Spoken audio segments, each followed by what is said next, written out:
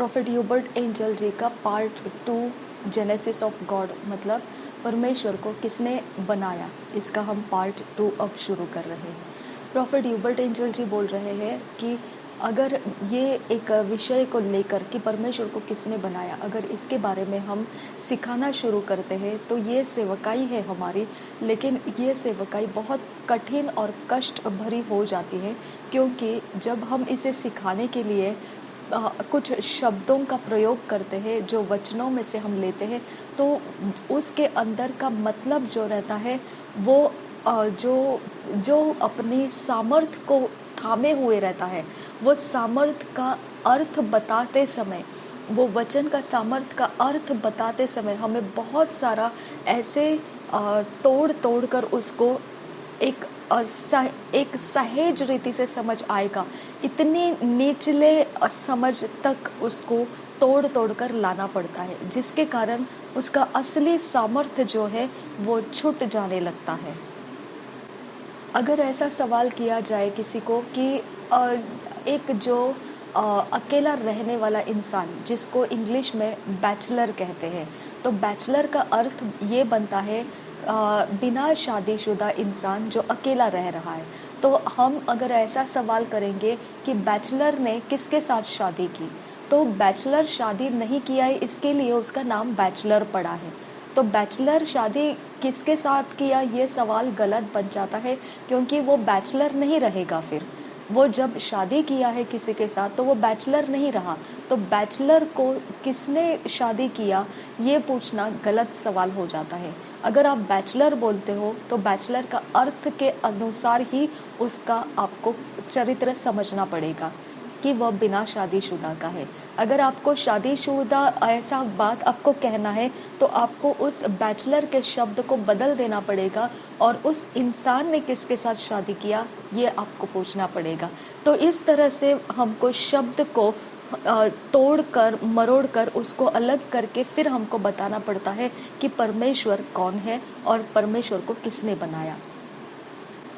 अब यहाँ पे आपके समझ में अगर ये बात को सारी चीज़ें हैं आपके समझ में, तो आप अगर एक अनजाना सा सवाल आपको कर दिया जाए, आपको ऐसा कहा जाएगा कि गुलाबी रंग जो है वो किस प्रकार की खुशबू रखता है, तो आपके पास रंगों की पहचान है, लेकिन एक अटपटा सा सवाल आपके सामने डाला गया कि ये रंगों की खुशबू बताइए, तो आप कैसे बताएंगे, क्योंकि आपके समझ में वो है ही नहीं। आप सिर्फ रंग पहचानते हैं, लेकिन कभी उसकी खुशबू के बारे में कोई सवाल करेगा ये आपके समझ तक कभी आया ही नहीं था। इसी प्रकार से ये सवाल है कि परमेश्वर को किसने बनाया। अब आपको ये पूछा जाएगा कि ऐसा कि ये जो पानी पर चलने वाला जहाज़ है, उसको भी जहाज़ कहा जाता है, जो हवा में चलता है उसको भी जहाज़ कहा जाता है। तो अगर आपको इस प्रकार से पूछा जाएगा कि जहाज़ कभी जो पानी का जहाज़ है उसके बारे में अगर कहा जाएगा, जो पानी का जहाज़ है वो कब पहुंचा विमान स्थल पर, अगर ऐसा सवाल किया जाए तो आपको दिमाग में कितना चकरा जाएगा, क्योंकि पानी का जहाज़ तो पानी में चलता है, उसका स्टेशन तो पानी के तह से होता है।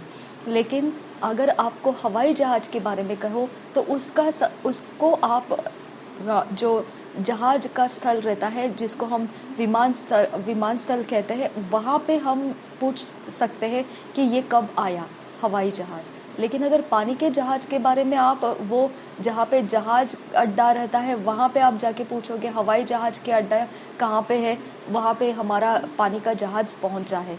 अगर आप ऐसा बोलेंगे तो वो तो बिल्कुल मैच नहीं करता है, एक दूसरे के साथ सुसंगति में नहीं है, एकदम भिन्न भिन्न बातें आप अलग अलग करके कुछ पूछ रहे हैं। उसी प्रकार से है कि परमेश्वर को किसने बनाया, तो ये भिन्न भिन्न बातें हैं जो हम अपने दिमाग में जितनी जानकारी से समझते हैं उससे परे ही कुछ उलट पुलट कर देता है ये हमारी समझ में। हम लोग जो भाषा सीखे हुए हैं उसका जो व्याकरण होता है वो एक प्रकार के विभागों में बटाया गया है, जिसके कारण हम उन भाषा को उस व्याकरण के अनुसार समझते हैं।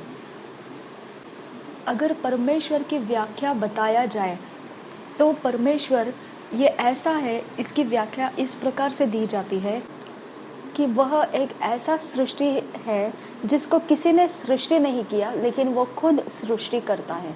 मतलब वो ऐसा है जिसको किसी ने सृष्टि नहीं किया है। परमेश्वर ऐसा है जिसको किसी ने भी सृष्टि नहीं किया है, लेकिन वो खुद ने सृष्टि किया है। कुछ वो सृष्टिकर्ता बन गया है। तो इस तरह से हमको परमेश्वर समझ में आता है कि परमेश्वर को किसी ने सृष्टि नहीं किया है, लेकिन उसने सृष्टि को किया है। और हम वो पूछते हैं जो सृष्टि किया हुआ अवस्था में हमारी समझ है। हमारी समझ को ये पता है कि सृष्टि किया हुआ ही रहता है सब कुछ, तो हम सृष्टि किया हुआ अवस्था के अंदर ही हम सब कुछ को मापने लगते हैं, और हम उस माप के अंदर ही हम पूछते रहते हैं कि फिर हमारी सृष्टि जैसे हुई है तो वैसा ही परमेश्वर का भी सृष्टि हुआ होगा। तो ये सृष्टि ना किया हुआ जो है वो परमेश्वर है, और वही परमेश्वर ने सृष्टि किया है। तो सृष्टि के अंदर के समझ में परमेश्वर नहीं है, क्योंकि परमेश्वर ने सृष्टि किया है। सृष्टि कैसे क्या वो कह सकती है कि परमेश्वर को भी किसी ने सृष्टि किया है, क्योंकि उसकी समझ सृष्टि किया हुआ बातों से बाहर निकल ही नहीं सकती है। सृष्टि किया हुआ माप में ही वो सब कुछ गिनती करती है। तो सृष्टि किया हुआ अंतर के अंदर परमेश्वर है ही नहीं। तो उस परमेश्वर को आप जानना चाहते हैं जिसको किसी ने भी सृष्टि नहीं किया है। उस परमेश्वर के बारे में आप सृष्टि के नियमों के तहत जाके पूछताछ करना चाहते हैं कि ये परमेश्वर को किसने बनाया। हम जब बोलते हैं कि जब भाषा के व्याकरण में हमने हमेशा पढ़ा होगा कि नाम, सर्वनाम, और फिर उसके अंदर के और भी अलग अलग भाग हमने देखे होंगे, और उसमें जीवित, निर्जीव ऐसे वस्तुओं के बारे में भी देखा है। तो हम नामों से पहचानते हैं जीवित है या निर्जीव है, इससे पहचानते हैं। यहीं तक हमारी सीमा है, यहीं तक हम सोच के हमारे बंधन है। इसके बाहर वो है परमेश्वर। हम इसके अंदर उसको ढूंढ रहे हैं, इसके अंदर वो नहीं है, इसके बाहर है वो परमेश्वर। इसके लिए हमको उसका जवाब ही नहीं मिलता है।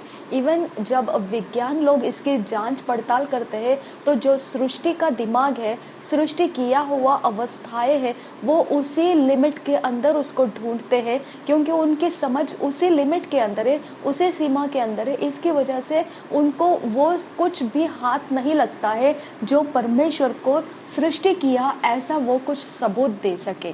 इसके लिए वो कहते हैं कि कोई तो अनजाने चीजें ऐसे टकरा गई और ऐसा कुछ धमाका हो गया और ये सृष्टि बन गई, ऐसा वो उसका जवाब देते हैं। यानी उनको भी ये सृष्टि के अंदर के जो रहस्य है उसके दायरे के अंदर उनको भी कोई सबूत ही नहीं मिलता है कि परमेश्वर की सृष्टि कैसे बनी या ये सृष्टि कैसे बनी। वो बोल ही नहीं पाते हैं इसके बारे में।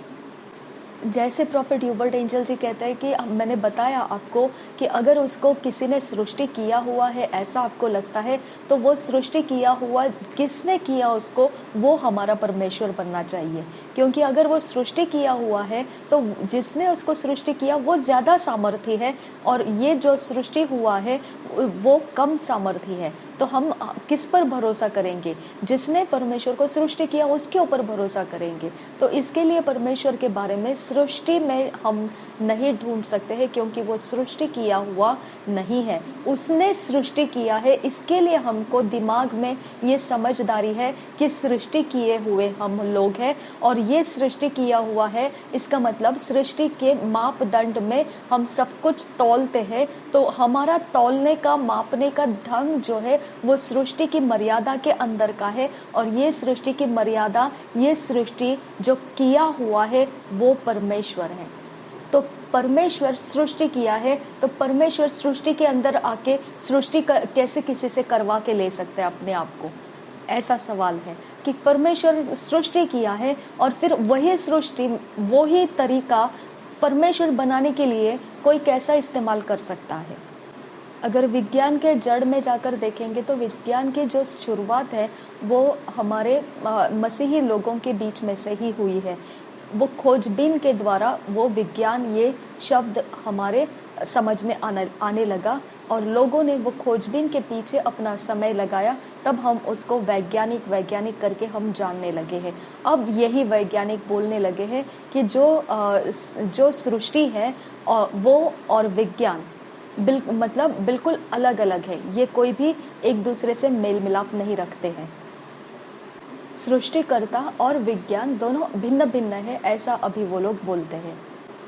इसके लिए सृष्टिकर्ता कौन है, ऐसा अगर सवाल किया जाता है तब उनके पास जवाब नहीं रहता है, क्योंकि वो कहते हैं कि सृष्टिकर्ता कोई भी नहीं है।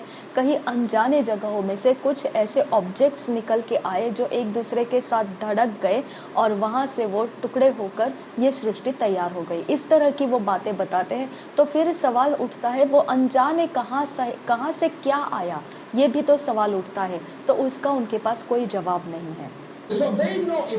वो बोलते हैं कि ये जो अनजाने से आया हुआ है वो खुद अपने आप ही तैयार हो गया है। तो फिर हम लोग भी बोल सकते हैं कि परमेश्वर भी खुद अपने आप में है। उसके बारे में भी तुम लोग अपने सृष्टि के अंदर से ये खोज नहीं कर सकते हैं कि ये सृष्टि के अंदर परमेश्वर को किसी ने बनाया है, ये खोज नहीं कर सकते हैं। सृष्टिकर्ता वही है। फिर जो तुम लोग बोलते हो कि अनजाने तरीके से कुछ आया है, तो परमेश्वर भी अनजाने तरीकों में ही आपको पकड़ना पड़ेगा, क्योंकि उसकी पकड़ को, उसके मापदंड को हम लोग सृष्टि के अंदर नहीं देख सकते हैं। जहाँ तक वैज्ञानिकों ने कहा है कि ऐसे कोई वस्तु धड़क गए हैं और एक धमाका हो चुका है और उसके कारण ये सृष्टि तैयार हो गई है, तो प्रोफेट ह्यूबर्ट एंजल जी कहते हैं मैं इस बात को मानता हूँ और मैं विश्वास करता हूँ सच में ऐसा कुछ धड़क गया जिसके अंदर से सृष्टि तैयार हो गई। मैं मानता हूँ, क्योंकि अगर ये धड़क गया है, ऐसा विज्ञान लोगों का खोज है, तो वो वहाँ तक पहुँचे हैं जहाँ तक ये एक चीज़ उनको पता चली है कि ऐसी कोई अनजाने बातें भी है जिसके बारे में विज्ञान लोग पकड़ नहीं सकते हैं कि वो कहाँ से आया है और कहाँ पर जा रहा है। तो इस प्रकार का अनजान वाला जगत जहाँ से कोई भी सृष्टि किया हुआ कुछ भी पहुँच नहीं सकता है, वो मैं विश्वास करता हूँ कि अब विज्ञान लोगों की बात भी सही है। क्योंकि अगर परमेश्वर ये कह सकता है उजियाला हो और उजियाला हो जाता है, तो परमेश्वर ये भी कह सकता है कुछ ऐसी चीज़ें सृष्टि उत्पन्न होने के लिए ये भी बोल सकता है कि ये धड़क जाए, तो वो धड़क भी गया होगा। तो ये बात अनजाने जगह से होती है। तो ये अनजाने जगह में हमको पता है कि वही परमेश्वर है जो सृष्टि के अंदर से हम उसको पकड़ नहीं सकते हैं। पवित्र वचन जब हम पढ़ते हैं तब हम त्रिएक परमेश्वर को समझ सकते हैं। त्रिएक का मतलब है कि 3 भागों में बटा हुआ, ऐसा तीनों को इकट्ठा करके परमेश्वर है, ऐसा हम वचन में से पढ़ते हैं और हमको इसके ऊपर विश्वास है। जैसे पिता, पुत्र, पवित्र आत्मा में वो बटा हुआ है, और वैसे ही हम जो है शरीर, प्राण, आत्मा में बटे हुए हैं। तो हम समझ सकते हैं कि त्रिएक का मतलब कैसे बनता है। हम शरीर, प्राण, आत्मा में होकर भी एक मनुष्य नाम से पहचाने जाते हैं। तो वैसा ही परमेश्वर भी पिता, पुत्र, पवित्र आत्मा के इकट्ठे होने पर भी वो परमेश्वर कहा जाता है, लेकिन तीनों अपने अंदर अलग अलग व्यक्ति है। अब हम देखेंगे परमेश्वर ने जो, अब हमको पता है परमेश्वर के बारे में, पिता, पुत्र, पवित्र आत्मा 3 भागों में बटा हुआ अलग अलग व्यक्ति है। और हम ये सारी चीज़ों को अपने ऊपर से भी समझ सकते हैं कि हमारा शरीर, प्राण, आत्मा 3 भागों में बटा हुआ है। शरीर अलग है, प्राण अलग है और आत्मा अलग है, लेकिन फिर भी हम मनुष्य हैं। वैसे ही परमेश्वर जब हम बोलते हैं तो 3 भागों में बटा हुआ हम समझ सकते हैं। पिता एक भाग है, पुत्र एक अलग भाग है और पवित्र आत्मा एक अलग भाग है। वो तीनों की अलग अलग पर्सनालिटी है, लेकिन ये इसको हम एकत्रित करके बोलेंगे तो इसको हम बोलेंगे परमेश्वर। तो हम देखते हैं कि वचन के अनुसार परमेश्वर ने, हम उत्पत्ति के पहले अध्याय में उसने जो वचन दिखाया हमको, 27 वचन जो बताता है कि परमेश्वर ने ये फैसला किया, ये सोच में लिया कि हम परमेश्वर कहता है हम अपने समानता में, ओके, परमेश्वर के समानता में मनुष्य को बनाने का उसने फैसला किया। उसके समानता में और उसके इमेज में, उसके स्वरूप और समानता के साथ मनुष्य को बनाने का उसने फैसला लिया। यानी उसके समानता क्या थी, उसके अंदर 3 भाग थे, तो मनुष्य को भी उसने 3 भागों में बटा दिया। उसके अंदर पिता, पुत्र, पवित्र आत्मा तीनों अलग अलग व्यक्तिमत्व थे। हमारे पास भी, मनुष्य में भी शरीर का व्यक्तिमत्व अलग है, प्राण का अलग है, आत्मा का अलग है। तो उसके समानता में उसने हमको बनाया। यहाँ पर देखा जाएगा तो एक तकनीक परमेश्वर इस्तेमाल कर रहा है। कुछ तकनीक इसके अंदर हम अगर समझ गए तो वचन भी हम समझ पाएंगे फिर। अब ये जो है परमेश्वर के बारे में हम देखेंगे तो वो तीन इकट्ठे थे, यानी पिता, पुत्र, पवित्र आत्मा। यानी ये तीन अलग अलग व्यक्तिमत्व इकट्ठे होकर, मतलब ये एक समाज था। वो ये एक समाज बन गया। मतलब हम उसको एक प्रकार से समाज समझ सकते हैं, क्योंकि समाज में एक रोल माना जाता है, एक तरीका माना जाता है, एक अवस्था मानी जाती है। तो ये तीनों ने फैसला किया था एक मन होकर कि हमारी तरह और एक समाज बनाया जाए। ये एक समाज है जो त्रिएक में हम देखते हैं, पिता, पुत्र, पवित्र आत्मा। इन्होंने मिलकर ये फैसला किया कि अब हम अपने तरह वाला एक समाज तैयार करेंगे। वो अपने अंदर एक इकलौता परमेश्वर के नाम से जाना जाता है, लेकिन उसके अंदर तीन अलग अलग व्यक्ति हम देख रहे हैं। और तीनों के व्यक्तिमत्व अगर देखेंगे तो बलवंत व्यक्तिमत्व हम समझ पाते हैं। तीनों अलग अलग अपने अपने हिस्से में बलवंत हैं। तो वैसा ही वो एक समाज बनाना चाहता था जो तीनों में अपने अपने अंदर वो बलवंत रहेंगे। अगर वचन में ये बलवंत का अर्थ देखेंगे तो बलवंत का अर्थ होता है जिसके पास बड़ी सेना होती है, उसको बलवंत कहा जाता है। तो इसका मतलब ये परमेश्वर जो है वो समाज होकर रह रहा था। उसके समाज में वो अपने अंदर तीन ऐसे व्यक्तिमत्व उसके अंदर समाये हुए थे। कौन कौन थे वो? पिता, पुत्र और पवित्र आत्मा। तीनों अपने अपने अकेले में बलवंत थे।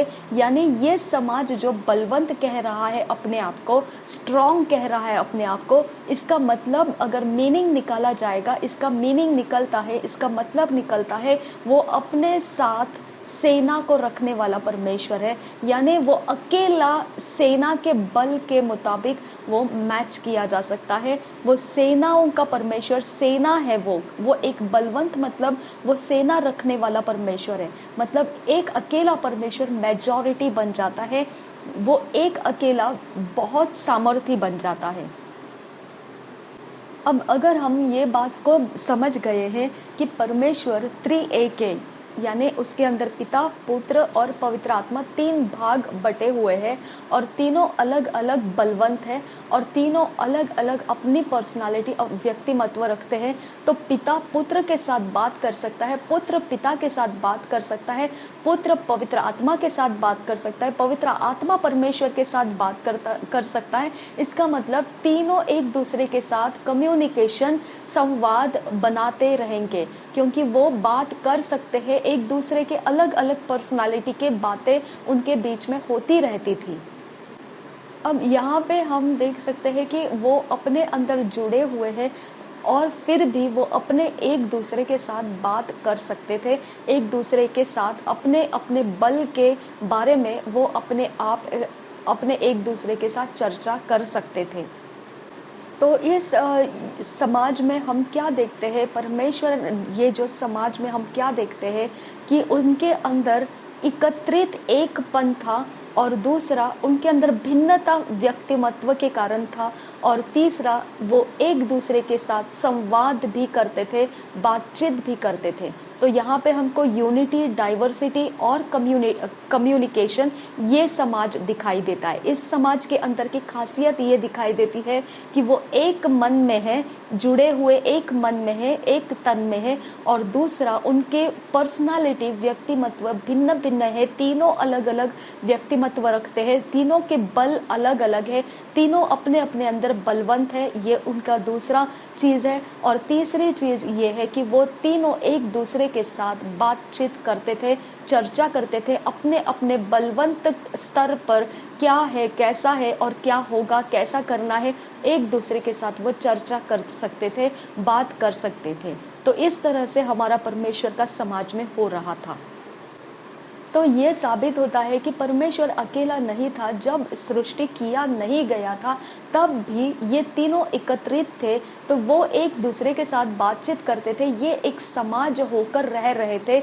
इस समाज के अंदर की खासियत हमने देखा कि किस प्रकार से उनका बलवंत होना, उनके पर्सनालिटी था, और उनका एक मन होना, एक तन होकर वो एक जीव होकर रह रहे थे। और तीसरा हमने देखा वो एक दूसरे के साथ बातचीत भी कर रहे थे। ये इसका मतलब कि ये अकेले नहीं थे, ये सेना थी, ये बलवंत थे, ये एक दूसरे के संगति में थे, फेलोशिप में थे, सहभागिता में थे। इसका मतलब परमेश्वर अकेला नहीं था। सृष्टि के पहले से ही परमेश्वर अकेला नहीं था। परमेश्वर के बारे में कहा गया है वचन में, परमेश्वर प्रेम है। तो इसका मतलब जब वो अपने अंदर ही वो त्रिएक में जब समाज बन के रह रहे थे, तो वो एक दूसरे के साथ क्या बातचीत किया करते थे। तो वहाँ पे हम समझ सकते हैं कि वो प्रेम को उस समय इस्तेमाल कर रहे थे, वो प्रेम को एक दूसरे के साथ बांट रहे थे। इसके लिए हम परमेश्वर को समझने के लिए इस बात को सृष्टि के बाद निर्माण हुआ है ऐसा नहीं है। ये प्रेम जो है सृष्टि के पहले से ही परमेश्वर के बीच में वो मंडराता था। एक दूसरे के लिए वो प्रेम का बर्ताव किया करते थे।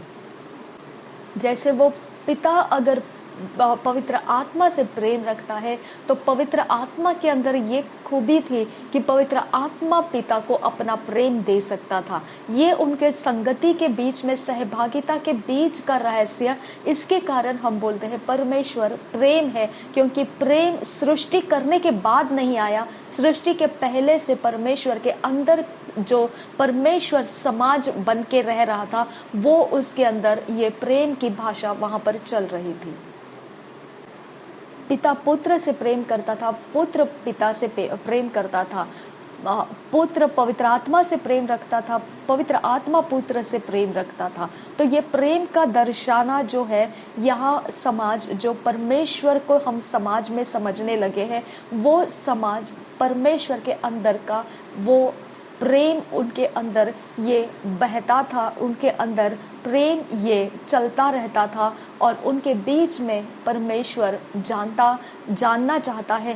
हम अगर उसको जानना चाहते हैं तो हम बोल सकते हैं परमेश्वर प्रेम है। हम यहाँ पर पृथ्वी से अब सृष्टि किए हुए इंसान अब समझ सकते हैं परमेश्वर प्रेम है। तो प्रेम सृष्टि करने के बाद नहीं आया, सृष्टि के पहला परमेश्वर में खुद अपने अंदर एक दूसरे के साथ वो प्रेम का रहस्य बर्ताव वो रखे रह रहे थे।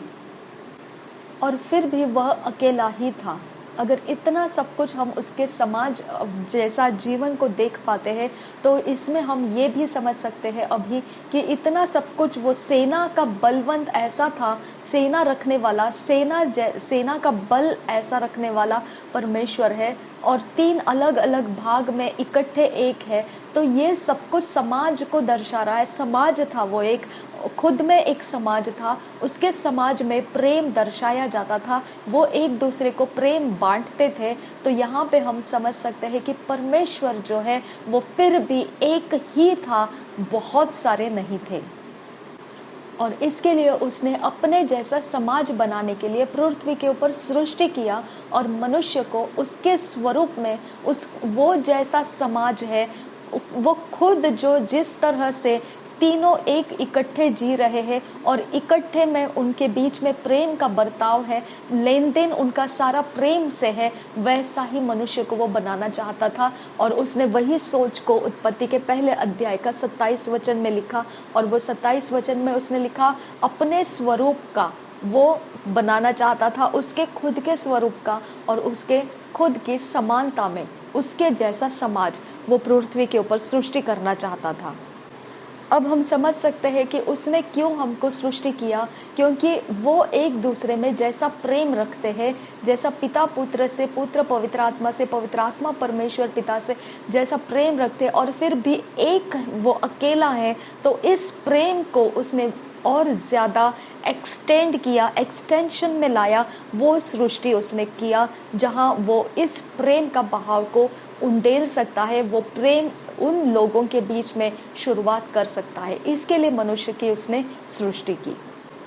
ताकि वो प्रेम का सहभागिता, जैसा पिता पुत्र पवित्र आत्मा एक दूसरे में सहभागिता देते हैं, प्रेम का सहभागिता देते हैं, वो एक दूसरे को प्रेम उंडेलते हैं, वैसा ही मनुष्य परमेश्वर पर प्रेम उंडेलेगा, परमेश्वर मनुष्य के ऊपर प्रेम उंडेलेगा। तो ये सहभागिता के लिए परमेश्वर ने मनुष्य को सृष्टि किया। अब फिर से लोगों का कहना ये बनता है कि अगर परमेश्वर प्रेम उंडेलने के लिए कहता है और वो खुद के लिए भी लोगों से प्रेम को ही आशा रखता है कि उस पर प्रेम उंडेला जाए, तो बुराइयां पृथ्वी के ऊपर हम क्यों देखते हैं? तो यहाँ पर प्रेम का अर्थ को हमको समझना है। प्रेम का अर्थ है कि हम एक दूसरे को आज़ाद रखते हैं, बंधन में नहीं डालते हैं। जब आज़ाद रखे हैं तो इसका मतलब है कि हमको आज़ादी का निश्चय, निर्णय करने का, हम फैसला करने का, हम अपने लिए अवसर को उठा सकते हैं। अगर हमने वो अवसर को उठाया तो बुराइयों को हम देख पाते हैं, क्योंकि प्रेम में कोई बंधन नहीं है।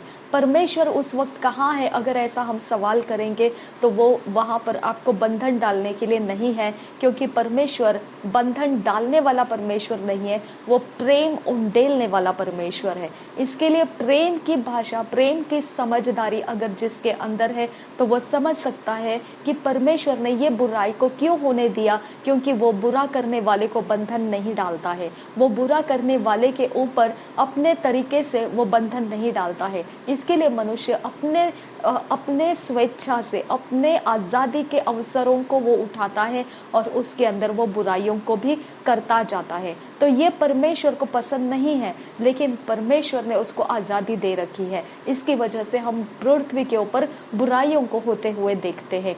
हमको अपने खुद के मर्जी से परमेश्वर से प्रेम करने के लिए हमको आज़ादी दिया है, लेकिन मनुष्य ने बुराइयों का प्रेम ज़्यादा अपने अंदर रखा, अच्छाइयों का, भलाइयों का प्रेम उन्होंने अपने अंदर से निकाल दिया। तो ये प्रेम जो है परमेश्वर का, ईश्वरीय प्रेम जो है, उसके बारे में हम देखेंगे तो वो ईश्वरीय प्रेम, परमेश्वर का प्रेम सहभागिता के लिए, मनुष्य के साथ सहभागिता के लिए परमेश्वर ने मनुष्य की सृष्टि की। और बुराई के बारे में मनुष्य अपनी स्वेच्छा से बुराइयों के ऊपर प्रेम करता है और अपने स्वेच्छा से वो परमेश्वर को भी प्रेम करता है।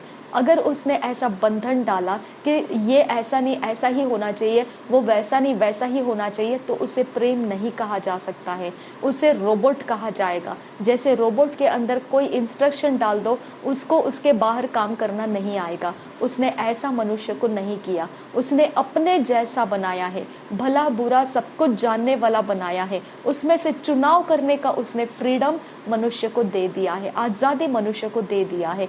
अब मनुष्य के ऊपर है कि मनुष्य किसको ज़्यादा पसंद करेगा, वो उसके अंदर से बहेगा। अगर बुराई को उसने ज़्यादा पसंद किया, वो बुराई को फैलाएगा पृथ्वी के ऊपर। अगर भलाई को उसने पसंद किया, वो भलाई को फैलाएगा। अगर परमेश्वर को वो पसंद करता है, वो भलाइयों को पसंद करेगा। अगर परमेश्वर के से ज़्यादा वो खुद को ज़्यादा पसंद करता है, वो बुराइयों को फैलाएगा। तो इस तरह से परमेश्वर ने उसको आज़ादी दिया है, उसके अंदर परमेश्वर की समानता है, उसके अंदर परमेश्वर के सारे जो भी परमेश्वर है सब कुछ उसके अंदर है। तो वो बिल्कुल एकदम डिक्टो और सेम टू सेम कॉपी है, वो जेरोक्स है, वो कॉपी पर्सन है परमेश्वर, और वो अलग अलग नहीं है। इसके लिए वो बुराई भी कर पाता है और भलाई भी कर पाता है। अब यहाँ पर अगर एक उदाहरण में देखा जाएगा तो एक बहुत ही न्यूज़ में आया हुआ चर्चा का विषय बन गया था कि एक इंसान था जो अपने बच्चे को लेकर चल रहा था, रास्ते के ऊपर हाथ पकड़कर उसको चला रहा था, और वहाँ पर किसी ने दूसरी जगह से आकर उस इंसान के ऊपर गोली चला दी और उसकी बेटी ने ये देखा और वो यहाँ वहाँ भागने लगी। और यहाँ पर लोगों ने सवाल करना शुरू किया कि यहाँ पर अब परमेश्वर कहाँ था, जब वो इतनी छोटी बच्ची को लेकर जा रहा है, उसको बेसहारा कर दिया, एक उसके पापा को गोली मारकर उसका सहारा लोगों ने तोड़ दिया।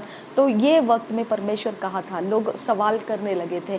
तो यहाँ पे हमको समझ में आना चाहिए कि परमेश्वर ने वो जिम्मेदारी नहीं उठाया है कि मैं ये रोकूंगा। तो ये लोग भी बोलने लगे हैं कि अगर परमेश्वर है तो फिर वो उस बंदूक चलाने वाले को बंदूक का भी उपयोग करने का उसके पास क्यों आज़ादी रखा है, वो क्यों बंदूकें बनाया, क्यों उसने उसको लिया और क्यों इस तरह का नुकसान उसने किया। इस तरह से लोग सवाल करने लगे। तो परमेश्वर ने ये हमको समझना है, परमेश्वर ने उसके स्वरूप में मनुष्य को बनाया है। मनुष्य कुछ भी करता रहेगा, उसका जो कुछ भी करना है वो जैसा परमेश्वर है वैसा ही वो करता रहेगा। इसके लिए परमेश्वर ने उसको आज़ादी दिया है। वो प्रेम का हिसाब परमेश्वर को देना चाहिए, लेकिन वो प्रेम खुद से रखता है और वो खुद को जो सही लगता है उस दिशा में वो अपने अपने इंतज़ाम करता है। तो ये सारी चीज़ें परमेश्वर के गुणों से जुड़ी हुई है और वो इसके लिए परमेश्वर के समानता में कहा गया है। तो बुराई रहे या भलाई रहे, सब जगह में परमेश्वर अपनी ताकत को इस्तेमाल करके कुछ नहीं करता है। वो आज़ादी दे चुका है मनुष्य को, क्योंकि उसके समानता में उसने बनाया है। वो आज़ाद है कुछ भी करने के लिए, और उसे रोकने का, इंतज़ाम करने का परमेश्वर फैसला नहीं लेता है, क्योंकि वहाँ पर उसने जैसा वो खुद है वैसा ही मनुष्य को बनाया है, आज़ाद बनाया है उसको। इसकी वजह से हम बुराइयों को आंखों में के सामने होते देखते हैं और भलाइयों को भी देखते हैं, और हम सोचते हैं कि बुराई को परमेश्वर रोकता क्यों नहीं है। नहीं, वो नहीं रोकेगा, क्योंकि परमेश्वर उस मनुष्य को अपने समानता में बनाया है। जैसा वो आज़ाद है कुछ भी करने के लिए, वैसा ही मनुष्य को भी उसने आज़ाद रखा है कुछ भी करने के लिए। तो अब हम समझ सकते हैं कि परमेश्वर प्रेम क्यों है। परमेश्वर प्रेम इसीलिए है, प्रेम का अर्थ होता है आज़ादी। आज़ादी में आप अपने मर्जी के मालिक होते हैं, आपको जो लगता है वो आप कर सकते हैं। आज़ादी में आपको बंधन नहीं डाला जाता है, और इसके लिए प्रेम कहा जाता है। और परमेश्वर प्रेम है, परमेश्वर खुद में आज़ादी रखता है, तो उसने अपने जैसा ही मनुष्य को भी बनाया है। मनुष्य खुद में आज़ादी रखता है, वो अपने मर्जी से चुनाव करता है और अपने द्वारा जो उसको पसंद आता है वो उसे करता है, क्योंकि उसी के परमेश्वर के ही स्वरूप में और समानता में वो अपने कामों को करता जाता है। और अगर हम बंधन डालने की बातें करने लगे तो इसका मतलब है वो दंड देने वाला परमेश्वर बन जाता है। मतलब इसका मतलब है कि वो उसके फ़ायदे के लिए सब कुछ अपनी तरफदारी में करना चाहता है, तो वो प्रेम नहीं होता है, वो दबाव का परमेश्वर हो जाता है, वो प्रेम का परमेश्वर नहीं बनता है। तो उसका कैरेक्टर प्रेम है, इसके लिए वो दबाव नहीं डालता है। उसका कैरेक्टर प्रेम है, इसके लिए वो मनुष्य को बंधन में नहीं डालता है, आज़ाद रखता है। और उस आज़ादी में मनुष्य जो भी करता है वो उसे रोकने के लिए बंधन नहीं डालता है। अगर वो बंधन डालेगा तो उसका कैरेक्टर प्रेम नहीं रहेगा, वो कैरेक्टर उसका ख़त्म हो जाएगा। अगर आप बंधन की भाषा करने की कोशिश करेंगे तो आपको भूल जाना पड़ेगा कि परमेश्वर प्रेम है, लेकिन असलियत में परमेश्वर प्रेम है और वो बंधन नहीं डालता है, और इसके लिए वो प्रेम है। तो हम प्रेम को अलग करेंगे तो वहाँ पे बंधन आ जाएंगे, और बंधन आ गए तो वहाँ पे परमेश्वर नहीं है। तो इस तरह से हमको परमेश्वर को समझना है। प्रेम है तो आज़ादी है, और प्रेम के आज़ादी में मनुष्य अपने चुनाव खुद करता है, अपने सोच समझ से, उसकी पसंद नापसंद से वो चुनाव करता है, उसी को प्रेम कहा जाता है। और अगर बंधन डालने शुरू करे तो वहाँ पे प्रेम नहीं है, अगर प्रेम नहीं है तो वहाँ पर परमेश्वर भी नहीं है। इसके लिए परमेश्वर कंट्रोलिंग परमेश्वर नहीं है। कंट्रोलिंग का कैरेक्टर जहाँ कहीं पर भी रहेगा वहाँ प्रेम एब्सेंट है, और अगर प्रेम एब्सेंट है तो वहाँ पे परमेश्वर एब्सेंट है। तो बुराई रहे या अच्छाई रहे, परमेश्वर ने मनुष्य को आज़ादी दिया है। वही आज़ादी प्रूफ करता है कि परमेश्वर मनुष्य से प्रेम रखता है, और परमेश्वर प्रेम है। परमेश्वर प्रेम है, ये आज़ादी हमारी जो हम इस्तेमाल कर रहे हैं मनुष्य जाति में, ये आज़ादी बताता है कि परमेश्वर प्रेम है। नहीं तो परमेश्वर हमारे टांगों को पकड़ के रख सकता है, हमारे हाथों को पकड़ के रख सकता है, उसकी मर्जी चाहेगा वहाँ पे वो हमारे सब कामों को घुमा फिरा सकता है। ऐसा तो वो नियंत्रित करने वाला परमेश्वर बन जाएगा। वो प्रेम है ऐसा नहीं बोला जाएगा, वो नियंत्रण है ऐसा बोला जाएगा। वो नियंत्रण नहीं है, वो प्रेम है। परमेश्वर को नियंत्रण नहीं कहा गया है, परमेश्वर को बंदिश करने वाला नहीं कहा गया है, परमेश्वर प्रेम है ऐसा कहा गया है। तो प्रेम का अर्थ है हमको हमारे मर्जी से चलने देने वाला, वो स्वतंत्र रखने वाला, हमें फ्री विल देने वाला, आज़ाद इच्छा देने वाला, वो हमारा परमेश्वर है। तो उसके द्वारा परमेश्वर प्रेम है ये साबित होता है। इसके लिए हमारे बर्ताव के द्वारा परमेश्वर का जो नाम है परमेश्वर, प्रेम है, उसका जो चरित्र है प्रेम, ये उसका चरित्र जो है उसको हम बदल नहीं सकते हैं। बर्ताव हम खुद अपने चुनावों से करते हैं, उसके बीच में परमेश्वर अपने चरित्र को नहीं खोया है। परमेश्वर का चरित्र उसमें और बलवंत दिखाई देता है, क्योंकि परमेश्वर आज़ाद रखने वाला परमेश्वर है, तभी तो उसको प्रेम कहा गया है। अब परमेश्वर सृष्टि करता है, उसके बारे में हम देखेंगे। वो किस तरह से सृष्टि किया, उसने समय को लगा के सृष्टि किया। उसने समय की शुरुआत करके दिया और वहाँ से उसने बताया इस जगह से, इस समय से सृष्टि की शुरुआत हुई है। और सृष्टि का समय जो है वो सृष्टि का मापदंड है, उसके अंदर दिन और रात और दोपहर और सुबह ये सब कुछ उसने डाला हुआ है। तो उस दिन रात सुबह दोपहर ये रातों के बीच में, ये दिनों के बीच में सृष्टिकर्ता नहीं मौजूद। ओके, सृष्टिकर्ता इसके भी बाहर है। इसके लिए उसको कहा गया है एंशंट ऑफ डेज, मतलब जो दिनों का भी पुरातन है, मतलब जो पुराना है उससे पुराना, जो जिसके बारे में दिन काउंट नहीं किया जा सकता है, ऐसा परमेश्वर को कहा गया है। इंग्लिश में उसको कहा गया है एंशंट ऑफ डेज। परमेश्वर के बारे में कहा गया है कि वो सेल्फ एग्जिस्टेंट है, मतलब वो खुद में रहने वाला परमेश्वर है। मतलब उसको कोई मार नहीं सकता है, उसको कोई जिला नहीं सकता है, उसके ऊपर कोई भी मरना या जीने का प्रभाव नहीं रुकता है। वो खुद में ही चलता रहने वाला है। तो वही यीशु मसीह कहता है, मैं खुद में ही चलता रहने वाला परमेश्वर हूँ, मैं खुद में ही चलता रहने वाली शक्ति मेरे अंदर है। वो मेरे अंदर जीवन है और वो कोई मेरे अंदर से निकाल नहीं सकता है। तो परमेश्वर को कोई बनाया ही नहीं है, तो उसको मार भी नहीं सकता है।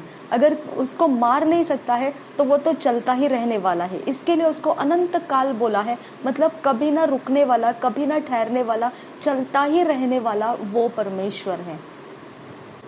इसके लिए यीशु ने बोला, मैं जीवन देने वाला प्रभु हो, मतलब मेरे अंदर परमेश्वर का जीवन डाला हुआ है, यानी चलते रहने का जो सामर्थ्य है वो मेरे अंदर डाला है, जो परमेश्वर का सामर्थ्य है वो मेरे अंदर डाला है। तो मेरे अंदर से मैं तुम्हारे अंदर चलते रहने का सामर्थ्य डालता रहता हूँ। इसका मतलब क्या है, जो यीशु मसीह को स्वीकारता है, उसके साथ चलता है, उसके अंदर भी चलते रहने वाला सामर्थ्य काम करने लगता है। उसको कोई मार डाल नहीं सकता है, उसको कोई बिगाड़ नहीं सकता है, उसका सब कुछ चलते ही रहेगा, वो खत्म नहीं होगा, कभी भी खत्म नहीं होगा। वो समय खत्म हो जाएगा, सृष्टि खत्म हो जाएगा, आकाश और पृथ्वी खत्म हो जाएगा, सब कुछ खत्म हो जाएगा, लेकिन फिर भी वो चलता ही रहेगा, क्योंकि वो परमेश्वर का चलता रहने वाला सामर्थ्य उसके अंदर यीशु मसीह डालता है।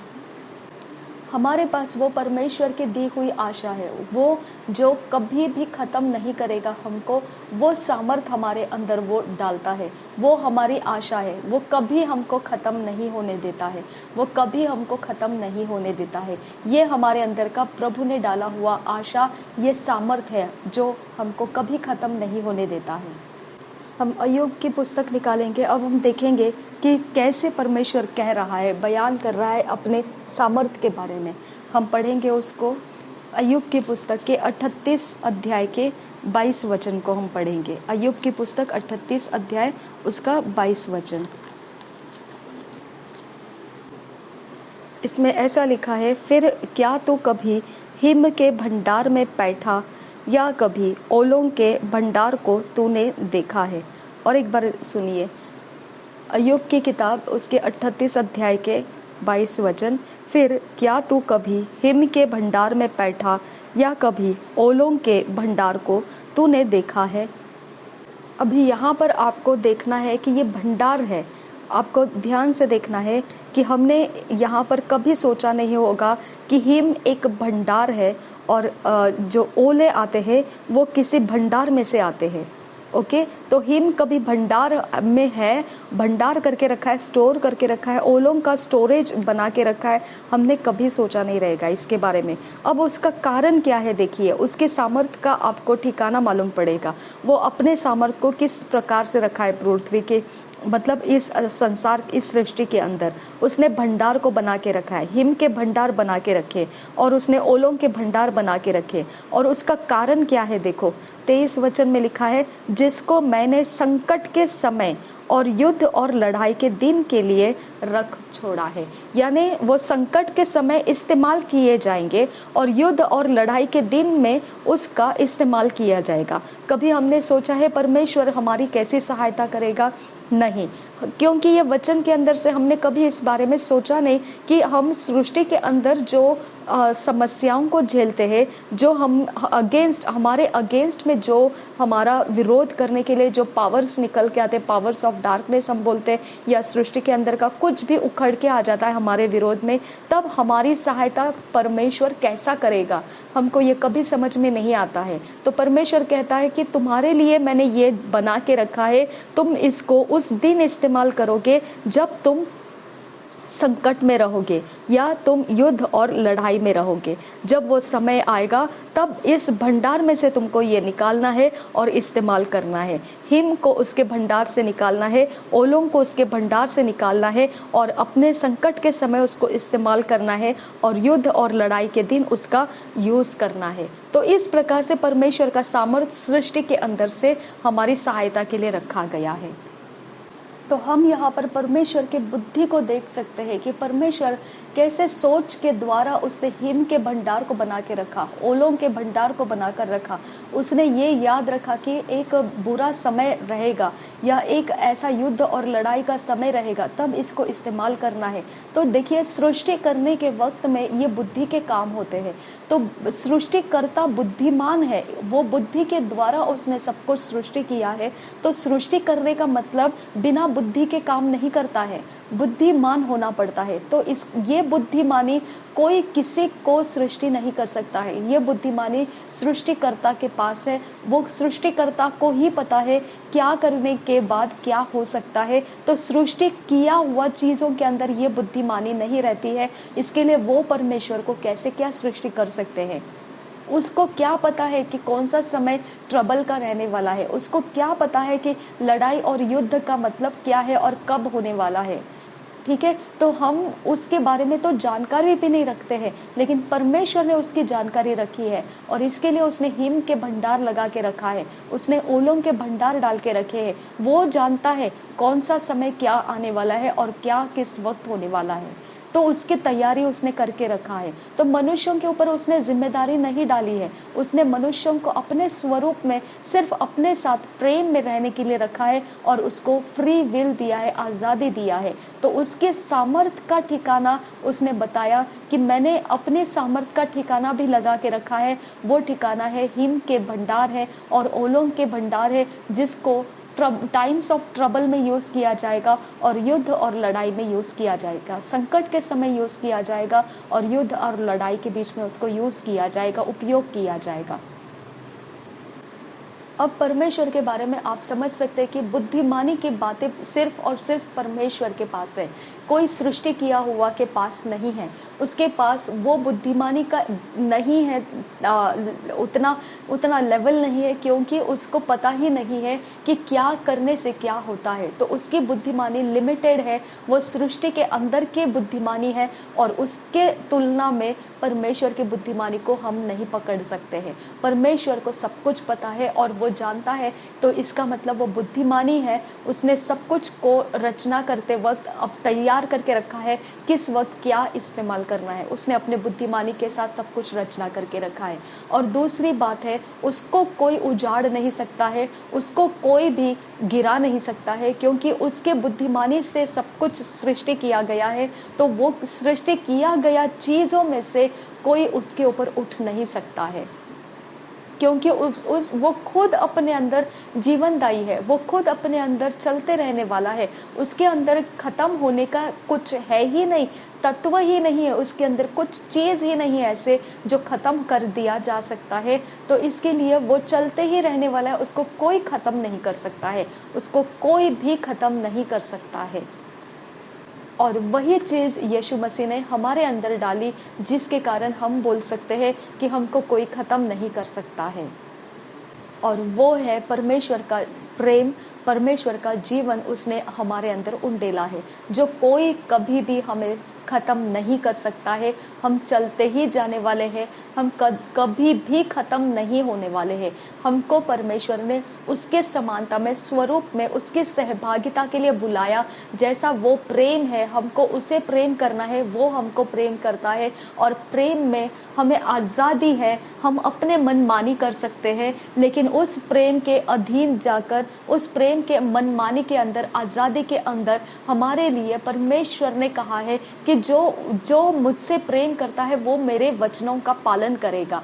तो हम प्रेम की खातिर परमेश्वर के वचन को पालन करते हैं, डर की खातिर नहीं कि वो हमारे ऊपर कुछ बिगाड़ लाएगा या कोई प्रकार से हमारे ऊपर कोई संकट डालेगा और फिर हम उसके वचन से पालन करना है, नहीं तो ऐसा कुछ हो जाएगा। डर के साथ नहीं, वो कहता है क्योंकि मैंने तुमको प्रेम दिया है, तुम मुझे बदले में प्रेम दो। और मुझे प्रेम देने का मतलब ये है कि तुम मेरे साथ प्रेम करते हो तो तुम मेरे वचन को भी पालन करोगे। इससे पता चलेगा कि तुम मेरे चेले हो और तुम मुझसे प्रेम करते हो। तो इस प्रकार से हमको परमेश्वर ने चुनाव करने का रास्ता भी बताया है। हम अपने आज़ादी का इस्तेमाल किस तरह से करना है, उसकी सिखावट भी परमेश्वर ने हमको पवित्र वचन के अंदर से दिया है। तो इस तरह से वो खुद जीवन रखने वाला है, उसके जीवन को हमारे अंदर डाला है। तो वो अगर चलता रहने वाला है तो उसी का जीवन हमारे अंदर है, तो हम भी चलते रहने वाले हैं। अगर उसको कोई नाश नहीं कर सकता है तो हमको भी कोई नाश नहीं कर सकता है। अभी अगर हम एक धर्म के बारे में बात करने लगेंगे तो धर्म क्या करता है? आराधना करता है। किसकी आराधना करता है?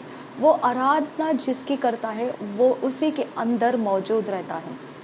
ओके, मतलब परमेश्वर, हम जिसकी आराधना करते हैं, परमेश्वर, वो परमेश्वर जिसने हमारे अंदर जीवन फूंका है, जीवन डाला है, वो परमेश्वर जो प्रेम है, जिसने हमको उससे प्रेम करने का रास्ता बताया है, वो परमेश्वर कहाँ पर रहता है? वो उसने कहा मैं हेवनली प्लेसेस में रहता हूँ, यानी स्वर्गीय स्थानों में मैं रहता हूँ। स्वर्गीय स्थानों में रहता हूँ। इसका मतलब क्या है कि स्वर्गीय स्थानों में, स्वर्ग, ये जगह कहाँ है, ये स्थान कहाँ पर है? वो मसीह में जो भी इंसान है वो हमारे अंदर मसीह रहता है। मसीह स्वर्गीय स्थानों में और मसीह हमारे अंदर है, तो स्वर्गीय स्थानों में परमेश्वर रहता है, यानी हमारे अंदर रहता है। उसने कहा स्वर्गीय स्थानों में, यानी एक स्थान नहीं बोला, स्थानों में बोला है, अनेक वचन में बोला है, यानी प्रत्येक इंसान जो मनुष्य मसीह यीशु में आ चुका है वह परमेश्वर का स्वर्गीय स्थान बन जाता है।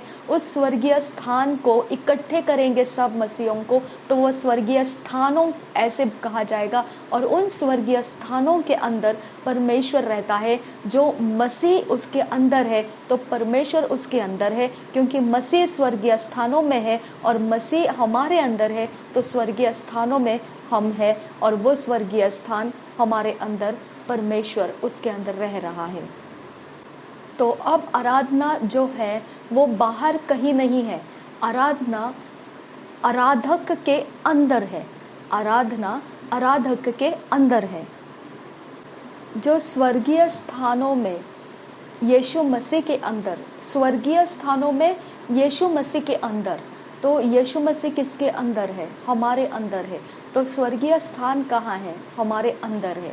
तो स्वर्गीय स्थानों में यीशु मसीह के अंदर, ऐसा लिखा गया है वचन के अंदर।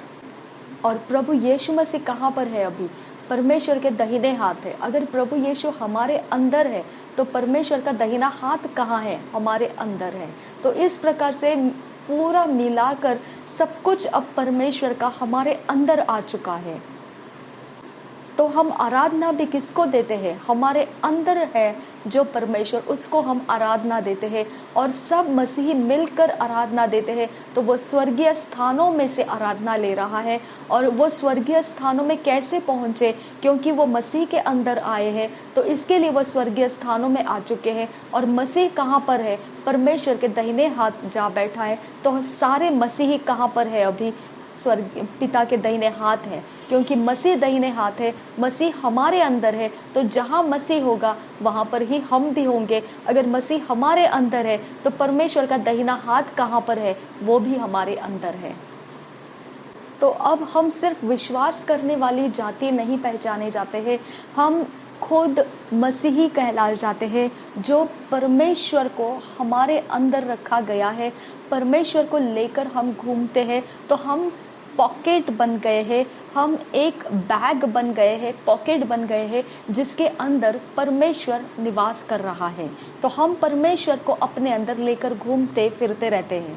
इब्रानियों की पत्री 11 अध्याय का 2 वचन हम पढ़ेंगे। इब्रानियों की पत्री 11 अध्याय का 2 वचन हम पढ़ेंगे। इब्रानियों की पत्री 11 अध्याय का 2 वचन, क्योंकि इसी के विषय में प्राचीनों की अच्छी गवाही दी गई। और एक बार पढ़ेंगे इब्रानियों की पत्री 11 अध्याय का 2 वचन, क्योंकि इसी के विषय में प्राचीनों की अच्छी गवाही दी गई। देखिए, प्रॉफिट ह्यूबर्ट एंजल जी कहते हैं कि हम उस बात को विषय को बनाए हैं कि परमेश्वर की उत्पत्ति हम इस बारे में देख रहे हैं, तो ये वचन ज़रूर हमारे सारे समझ के अंदर खुलता जाएगा। अब देखिए, यहाँ पर दूसरा जो वचन हमने पढ़ा है उसमें और एक बार देखिए, क्योंकि इसी के विषय में प्राचीनों की अच्छी गवाही दी गई। और 3 वचन आगे लिखा है, विश्वास ही से हम जान जाते हैं। तो अगर आपको परमेश्वर की उत्पत्ति को समझना है तो वो विश्वास उसका रास्ता है। विश्वास ही से हम जान जाते हैं कि सारी सृष्टि की रचना, तो हमको साइंस जो बोलता है वो बिग बैंग थियोरी ऐसे नाम से जो बोलता है, कुछ ऐसे चीज़ें धड़क चुकी है और ऐसा कुछ हो गया है। तो यहाँ पर सृष्टि के बारे में अगर हमको जानना है, जो मसीही लोगों को जानना है, तो यहाँ पर वो विश्वास के द्वारा जान सकते हैं कि सारी सृष्टि की रचना परमेश्वर के वचन के द्वारा हुई है। तो परमेश्वर का वचन के द्वारा हुई है। आपको ये बहुत अच्छे से मालूम पड़ना चाहिए कि सृष्टि, बिग बैंग थियरी, ये सारा चीज़ हम अगर समझना चाहते हैं तो हम इसको विश्वास के द्वारा ग्रहण करना है कि परमेश्वर की सृष्टि परमेश्वर के वचन के द्वारा हुई है। अब परमेश्वर के वचन के बारे में अगर देखना चाहोगे तो वो जो यूहन्ना का सुसमाचार है, पहले अध्याय पहले वचन में उसके बारे में लिखा है, आदि में वचन था। यानी हम परमेश्वर के उत्पत्ति के बारे में समझ रहे हैं, सृष्टि के कर्ता को समझ रहे हैं। सृष्टि का कर्ता जो है, सृष्टि करने वाला जो है, वो कौन है हमको मालूम पड़ा। कौन है वो परमेश्वर का वचन है। और वो हमको किस बात से मालूम पड़ता है, हम विश्वास के द्वारा उसको जानते हैं। ठीक है, और विश्वास हमारा ये प्रूफ है कि परमेश्वर सृष्टि करता है। तो परमेश्वर का वचन जो है, परमेश्वर का वचन अलग अलग लिखा है। परमेश्वर के वचन से सृष्टि किया गया है। तो परमेश्वर के वचन से सृष्टि किया है, यानी सृष्टिकर्ता कौन है? वचन सृष्टि करता है। समझ में आया? वचन सृष्टि करता है। हम सृष्टिकर्ता कौन है अगर हमको जानना है तो वचन के द्वारा हमको मालूम पड़ता है वो वचन सृष्टि करता है। और उसे क्या कहा गया है? परमेश्वर का वचन। तो परमेश्वर कौन है हम वो वचन से समझ सकते हैं, जो यूहन्ना के सुसमाचार में पहले अध्याय का पहला वचन है। परमेश्वर कौन है? अगर वचन से सृष्टि हुआ है सब कुछ, तो परमेश्वर का वचन से सृष्टि हुआ है, तो परमेश्वर पावरफुल है ऐसा बोले या वचन पावरफुल है ऐसा बोले, हम दोनों को समझेंगे। क्योंकि परमेश्वर ने सृष्टि नहीं किया, परमेश्वर के वचन ने सृष्टि किया है। यानी वचन सृष्टि करता है। तो वचन हमको बना भी सकता है, वचन हमको डिस्ट्रॉय भी कर सकता है। तो वचन सृष्टि करता है और वो वचन किसका था? वो परमेश्वर का वचन था। तो हम इसका रिश्ता समझ सकते हैं कि वचन में कहा गया यूहन्ना के सुसमाचार के पहले अध्याय के पहले वचन में कि आदि में वचन था, यानी आदि में परमेश्वर नहीं था। ठीक है, सबसे पहला कौन था? वचन था। यानी कौन सबसे ज़्यादा पावरफुल है? वचन पावरफुल है। और हम जो बाइबल पढ़ते हैं वो क्या है? परमेश्वर का वचन है। ठीक है, तो वचन पावरफुल है। यहाँ पे परमेश्वर पावरफुल है ऐसा नहीं लिखा है, यहाँ पे वचन पावरफुल है। ठीक है, क्योंकि सबसे पहला जो रहेगा वो ही पावरफुल रहेगा। फिर अब वचन के बारे में लिखा है वचन परमेश्वर के साथ था। और यहाँ लिखा है जो इब्रानियों के 11 अध्याय के 3 वचन में कि विश्वास के द्वारा हम क्या समझ सकते हैं कि सृष्टि को किसने रचना किया है? परमेश्वर के वचन ने। यानी वचन किसके साथ था? परमेश्वर के साथ था। यानी हम परमेश्वर है तो वचन है, ये समझ जाना चाहिए। अगर वचन है तो वो परमेश्वर के साथ था। तो वचन पावरफुल है या परमेश्वर पावरफुल है, इसका कंफ्यूजन हमारे दिमाग से निकल जाना चाहिए, क्योंकि ना परमेश्वर को अलग कर सकते हैं ना वचन को अलग कर सकते हैं। अगर आदि में परमेश्वर है, आदि में वचन था, ऐसा लिखा है, तो आगे ये भी लिखा है वो समय वो वचन परमेश्वर के साथ था। यानी हम ये भी बोल सकते हैं आदि में वचन था, परमेश्वर था, पिता था, सब कुछ हम बोल सकते हैं। तो आदि में वचन था और वचन परमेश्वर था, परमेश्वर के साथ था और वचन ही परमेश्वर था। ठीक है, तो परमेश्वर गुण है, एटीट्यूड है, कैरेक्टर है, चरित्र है जो वचन के अंदर था, वचन के साथ था। ओके, अब हम जो गुणों को आराधना करते, एटीट्यूड को आराधना करते, चरित्र को आराधना करते, चरित्र के ऊपर विश्वास डालते हैं, वो चरित्र को हम बोल रहे हैं परमेश्वर, क्योंकि जिसकी आराधना की जाती है उसी को परमेश्वर कहा जाता है। इसके लिए वचन में लिखा है कि हमने किसी भी चीज़ के ऊपर अपना मन या समय ज़्यादा नहीं लगाना है, नहीं तो वो हमारा परमेश्वर बन जाएगा। ठीक है, तो हम इस तरह से उसकी आराधना करते हैं, उसका चरित्र का हमारा भरोसा है, उसके चरित्र का हमको मालूमात है, उसके चरित्र के ऊपर हम अपने आप को टेक ले सकते हैं। वो चरित्र को हम बोल रहे हैं परमेश्वर। ठीक है, और वो परमेश्वर कहाँ था? वो परमेश्वर वचन का चरित्र था। ठीक है, वचन का चरित्र और वचन, ठीक है, अलग अलग है। वचन एक है और वचन का चरित्र एक है। वचन और चरित्र को जीवित रखने वाला एक है, तो वो पिता, पुत्र और पवित्र आत्मा। जो चरित्र है वो पिता है, जो वचन है वो प्रभु यीशु मसीह है, और जो ये सब कुछ इकट्ठा चलाए रखता है वो पवित्र आत्मा है, परमेश्वर का आत्मा है। तो इस तरह से हम 3 भागों को अलग अलग देखते हैं। तो सृष्टि में किसको इस्तेमाल किया गया? चरित्र को इस्तेमाल नहीं किया गया, प्रभु यीशु मसीह को, वचन को इस्तेमाल किया गया। तो वचन को इस्तेमाल किया गया मतलब परमेश्वर के चरित्र का इस्तेमाल नहीं हुआ। परमेश्वर का चरित्र जिसके अंदर है, जिसके साथ है, वो वचन का इस्तेमाल किया गया।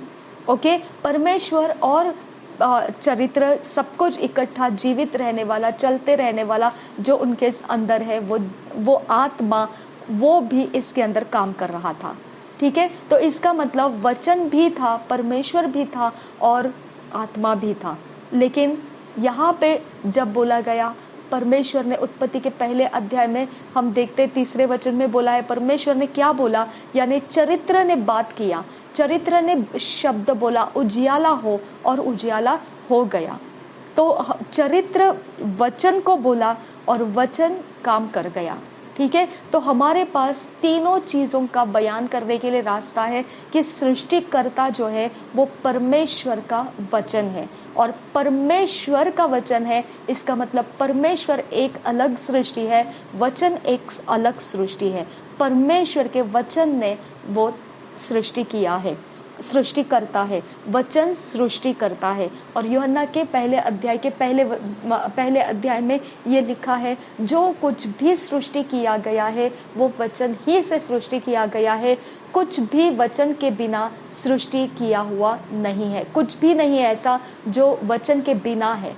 जो कुछ भी सृष्टि किया गया है, यानी जो सृष्टि किया गया है उसी के बारे में बोला है कि बिना वचन के कुछ भी सृष्टि नहीं हुआ है। यानी हम सृष्टि के बारे में बात करेंगे तो परमेश्वर को किसी ने सृष्टि नहीं किया, परमेश्वर ने सृष्टि किया है। ओके, परमेश्वर ने सृष्टि किया है, परमेश्वर को किसी ने सृष्टि नहीं किया है। और अभी आपको समझ में आएगा कि हमने जो पढ़ा था एक वचन जो पिछले रिकॉर्डिंग में आपने सुना था, परमेश्वर अगम्य ज्योति में रहने वाला परमेश्वर, फिलिपियों के पत्री में आपने पढ़ा था कि वो मनुष्यों के सामने नहीं आता है, मनुष्य उसको कभी भी देख नहीं सकता है। अब आपको इसी सृष्टिकर्ता, इसी वचन, इसी परमेश्वर का आपको यहाँ पे बताया गया 3 वचन में, जिसने वो सृष्टि किया है। उसके आगे ये लिखा है, पर यह नहीं कि जो कुछ देखने में आता है वह देखी हुई वस्तुओं से बना हो। यानी यहाँ पर क्लियरली लिखा है, जो हम आज सृष्टि में देख रहे हैं, ओके, वो पहले से मौजूद था और उसमें से बनाया गया है, ऐसा नहीं है। ओके, यानी सृष्टिकर्ता ने जो कुछ भी सृष्टि किया था वो इनविजिबल रियम में से किया था, अनदेखे जगत में से उसने सृष्टि को देखने वाले जगत में लाया है। समझ में आया? यानी यीशु मसीह को कोई देख नहीं सकता है। यीशु मसीह वचन है, वचन को कोई देख नहीं सकता है, और उसने अनदेखी बातों को देखी हुई बातों में लेकर आया है। ओके, देखी हुई चीजों में बदल दिया है, अनदेखे अवस्थाओं में से उसने लाया है। हम अभी जो कुछ भी देखते हैं, जो कुछ भी हम सृष्टि किया हुआ देखते हैं, वो इस सृष्टि के अंदर नहीं थे, वो अनदेखे में से लाए गए हैं। यानी जहाँ परमेश्वर निवास करता है, जहाँ यीशु मसीह निवास करता है, जहाँ पवित्र आत्मा निवास करता है, वो अनदेखा जगत है। उस अनदेखे में से उसने सृष्टि के अंदर लाया है।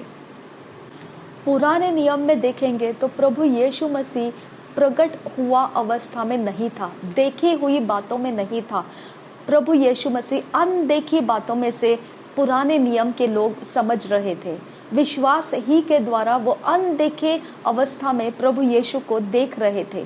ओके, समझ रहे थे प्रभु यीशु के बारे में, वचन के बारे में, परमेश्वर के बारे में। अनदेखे जगत में से विश्वास के द्वारा वो देख रहे थे। ठीक है, तो अब प्रभु यीशु, नया नियम जब शुरू हुआ तो अब हम प्रभु यीशु को देखे हुए अवस्था में देख सकते हैं, क्योंकि अब उसने अपने आप को देखे हुए अवस्था में उतार कर लाया हुआ है। अभी हम समझ सकते हैं कि त्रिएक परमेश्वर 3 अलग अलग भाग, 3 अलग अलग व्यक्ति अपने अपने बलवंत होने का अपने अंदर तकाजा रखते हैं, और उस बलवंत के हिसाब से वो एक दूसरे के साथ बातें करते हैं, चर्चा करते हैं। उनके चर्चा के अंदर जो भाषा इस्तेमाल की जाती है वो प्रेम की भाषा इस्तेमाल की जाती है, और इसके लिए उसके बारे में हम समझ पाते हैं कि परमेश्वर प्रेम है, और वो एक दूसरे के ऊपर बंधन डालने वाले, एक दूसरे को नियंत्रित करने वाले ऐसी अवस्था नहीं रखते थे, एक दूसरे में आजाद रखने वाले थे, और वो एक दूसरे में एक मन, एक जुड़ाव में थे। और एक जुड़ाव में होने के कारण वो तीनों इकट्ठे, एकत्रित अपने अपने बल का जब इस्तेमाल करने का समय आता था तो आज़ादी देते थे। जैसा यहाँ लिखा है, सृष्टि को रचना किया परमेश्वर के वचन से, तो वचन को अलग दिखाया गया। और वचन किसके साथ था? यूहन्ना के सुसमाचार 1 अध्याय का 1 वचन बताता है, वचन परमेश्वर के साथ था। यानी पिता का चरित्र, वचन अपने अंदर का बल, और पवित्र आत्मा अपने अंदर का बल, ये तीनों को आज़ादी रखा है, और वो अपना काम दिखा पाए। वो काम, वचन का काम सृष्टि में हम देखते हैं। जो कुछ भी सृष्टि किया गया है वो वचन से ही सृष्टि हुआ है। तो अब ये किसने बोला कि उजियाला हो? उत्पत्ति के पहले अध्याय के 3 वचन में परमेश्वर कहता है कि उजियाला हो। यानी ये त्रिएक में से एक बल को इस्तेमाल किया गया, और वो बल कौन सा बल था? वचन का बल इस्तेमाल किया गया। समझ में आया? तो परमेश्वर का वचन इस्तेमाल किया गया। जब कुछ दूसरे काम होते हैं तो हम बोलते हैं परमेश्वर का आत्मा इस्तेमाल किया गया। अगर प्रार्थना करने के बारे में कहेंगे तो हम यीशु मसीह के नाम से पिता को प्रार्थना करते हैं, पिता उसे पूरा करता है। तो बल इस्तेमाल 3 अलग अलग चीज़ों में से 3 अलग अलग व्यक्ति करते हैं, अपने अपने बल वो इस्तेमाल स्वतंत्र रीति से करते हैं। और फिर भी तीनों एक समाज है, और एक समाज के अंदर का जो पहचान है वो प्रेम है।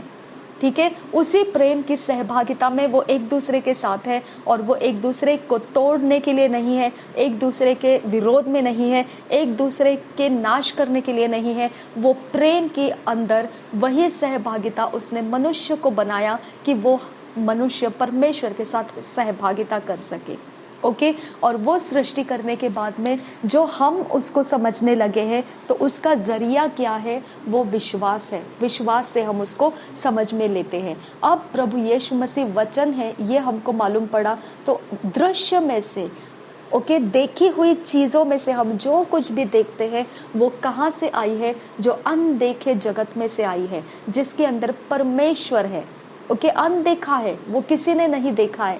अब प्रभु यीशु वचन है, वचन देखी हुई जगत में जब आया तभी हमको वचन मालूम पड़ा कि इसको वचन कहा जाता है। इसके साथ कौन था? परमेश्वर था। तो परमेश्वर का चरित्र को वो दिखाता था, प्रकट करता था। वो कहता है मैं पिता को प्रकट करने के लिए आया हूँ, यानी पिता चरित्र है, वो अपने द्वारा चरित्र को प्रकट करता था और वो उसके आत्मा के द्वारा काम दिखाता था। तो उसने पिता को भी दिखाया, वो वचन को भी प्रकट किया और पवित्र आत्मा को भी दिखाया। तो देखी हुई सृष्टि के अंदर उसने अपने आप को जब लाया, तब हम पहचानने लगे प्रभु यीशु, पिता और पवित्र आत्मा।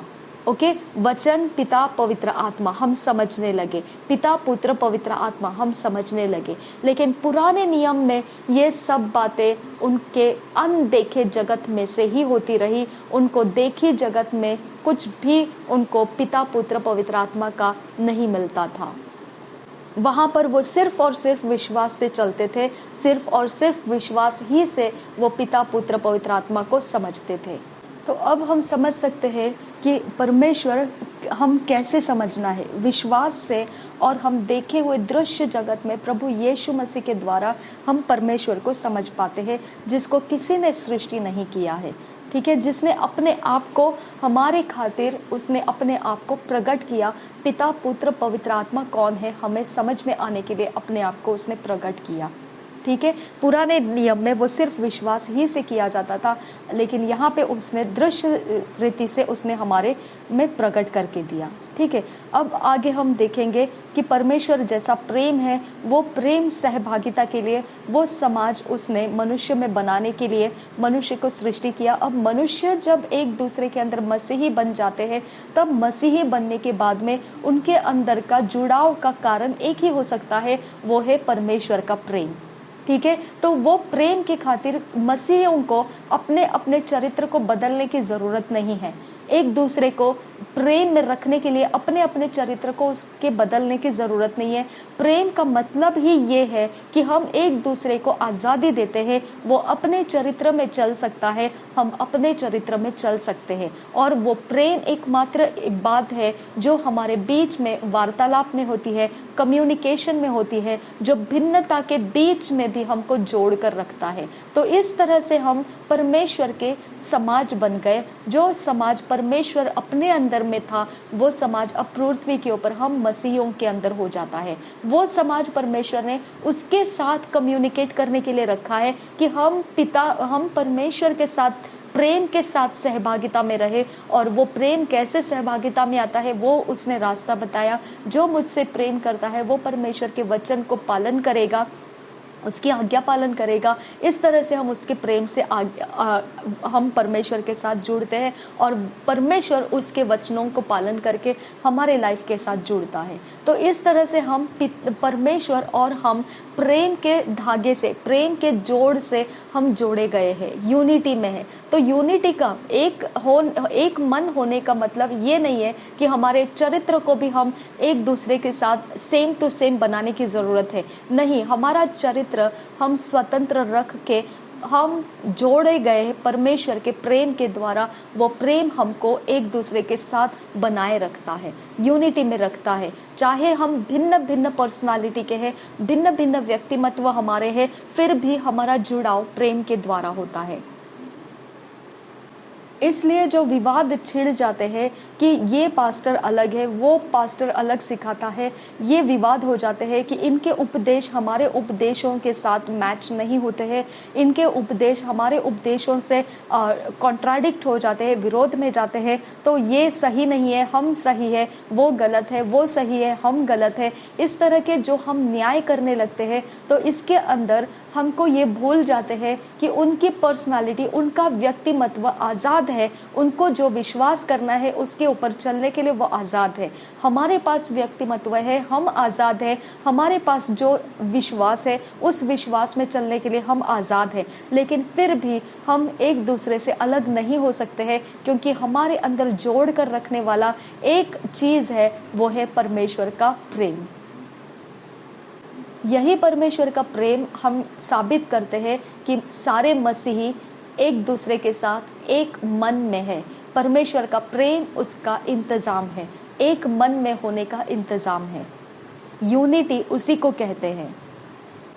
यूनिटी स्थापित करने के लिए एक दूसरे के चरित्र को तोड़कर वो एक दूसरे के समानता बनने की कोशिश करना, वो यूनिटी नहीं है। यूनिटी का मतलब है परमेश्वर के प्रेम से बंधे रहना। और परमेश्वर का प्रेम हम सबको पता है कि वचन का पालन करना परमेश्वर का प्रेम जताता है। तो यूनिटी का हम जो ध्यान करते हैं, तो वो चरित्र को हम दबाव में नहीं डालना है। सबको आज़ादी है, वो जो जैसा उसका विश्वास है वैसा वो करे, और जैसा हमारा विश्वास है वैसा हम करें। और इस आज़ादी के बीच में हम अलग अलग चरित्र में हम चल रहे हैं, इसको हमने नहीं भूलना है। लेकिन हमको जोड़ कर रखने वाला परमेश्वर का प्रेम है। ये प्रेम हमारे आज्ञा पालन वचन की इसमें से दिखता है। इससे साबित होता है कि हम यूनिटी में हैं, हम एक मन में हैं। इसके लिए हम कलीसियाओं के अंदर देखते हैं कि बहुत अच्छे वचन का पालन करने वाले मसीह हमको दिखाई दे सकते हैं, लेकिन वो चर्च के रूल के अंदर, जो चर्च के रूल्स डाले गए, नियम डाले गए हैं, उसके अंदर वो पालन नहीं करते हैं। वचन का तो बहुत बढ़िया पालन करते हैं, लेकिन जो रूल्स चर्च डालती है, कलीसियाएं डालती है अपने चीज़ों में, वो रूल्स को वो पालन नहीं करते हैं। तो यहाँ पर हम उस बात को समझ सकते हैं कि वो परमेश्वर में सही है, लेकिन सिर्फ कलीसिया के लिए वो नियम पालन नहीं कर रहे हैं, तो इसका मतलब वो बुरे हैं, ऐसा हम उसका न्याय नहीं कर सकते हैं। लेकिन कलीसिया उसके ऊपर दबाव डाल सकती है, क्योंकि अगर वो दबाव डालने के बाद में अगर वो पालन नहीं कर रहा है, उसको नहीं चाहिए पालन करना, तो इसका मतलब वो हट्टीवादी है। तो हट्टीवादी का मतलब है वो रिबेलियस है। रिबेलियन यानी विचक्राफ्ट। तो रिबेलियन नहीं करना है, हमने रिबेलियस नहीं बनना है। हमारे पास वो आज़ादी है, वो आज़ादी को हमने अपने अंदर से रिबेलियन के इस्तेमाल के लिए नहीं करना है। जबकि हम पालन कर सकते हैं तो हमने उसे करना है। अगर पालन नहीं कर सकते हैं तो उसके बारे में हमारे पास जवाब होना चाहिए, जो वचन के आधार से होता है। परमेश्वर कहता है तुम जैसे हो वैसी अवस्था में मेरे पास आओ। तो हमारे लिए परमेश्वर आज़ादी रखा है। तो कलीसिया के नियम पालन ना करने की वजह से कोई मसीही उस दोष भावना में नहीं जाना है, क्योंकि वो दोष भावना मसीही लोगों के लिए आज़ाद रखने का कारण है कि वो आज़ाद है, वो अपने मर्जी से अपने चुनाव को कर सकता है, और उसका हमारे साथ का जुड़ाव मसीही प्रेम के साथ है। तो मसीही प्रेम जो है, परमेश्वर का प्रेम उंडेला गया है हमारे हृदयों में, वो हमको एक मन रखता है, चाहे वो कलीसिया के आज्ञा को पालन करे या ना करे। उससे भी ज़्यादा उसको परमेश्वर ने अपना प्रेम दिया है, और वो परमेश्वर को प्रेम दिया है, वो ज़्यादा महत्व रखता है। परमेश्वर का जो कलीसिया है, जो कलीसिया के अंदर नियम डाले जाते हैं, जो कलीसियाओं के ऊपर लोग अपने अपने तरीके से कलीसिया के अंदर नियम डालते हैं, तो वो अपने कलीसिया को एकदम अच्छे और साफ सुथरा रखना चाहते हैं।